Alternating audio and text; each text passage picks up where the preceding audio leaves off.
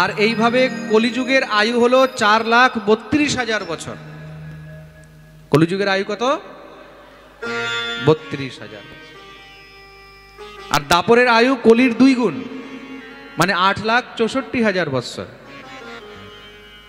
আর ত্রেতার আয়ু কলির 3 গুণ, মানে 12,96,000 বছর। আর সত্যযুগের আয়ু কলির 4 গুণ, মানে 4 গুণ, কত হলো? 17,28,000 বছর। এগুলো হলো যুগের আয়ু। এইভাবে 4টি যুগ হয়: সত্যযুগ, ত্রেতাযুগ, দাপর যুগ আর কলিযুগ। কলি শেষ হলে আবার সত্য আরম্ভ হবে, আবার সত্যের পরে ত্রেতা, আবার দাপর, আবার কলি, আবার সত্য, আবার ত্রেতা, আবার দাপর, আবার কলি। এইভাবে এই যে 4টি যুগ পূর্ণ হয় তাকে চতুর্যুগী বলা হয়। কি বলা হয়? চতুর্যুগী। এইভাবে যখন 71টি চতুর্যুগী পূর্ণ হয় তখন গিয়ে একটি মন্বন্তর হয়। কি হয়? একটি মন্বন্তর। এইভাবে যখন 14টি মন্বন্তর কমপ্লিট হয় তখন গিয়ে একটি কল্প হয়। একটি কল্প মানে ব্রহ্মার 1 দিন।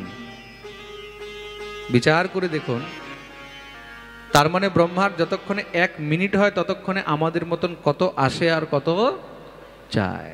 প্রেম সে বলো রাধে রাধে। 1 কল্প মানে ব্রহ্মার 1 দিন।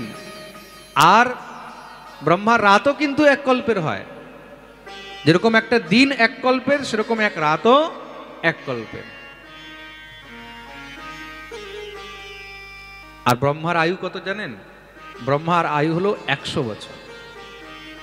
আর ব্রহ্মার যখন আয়ু পূর্ণ হয় তখন গিয়ে ভগবানের কত সময় হয় জানেন? কালোয়ম দ্বিপরার্ধাখ্যম নিমেষম ইতি উচ্যতে।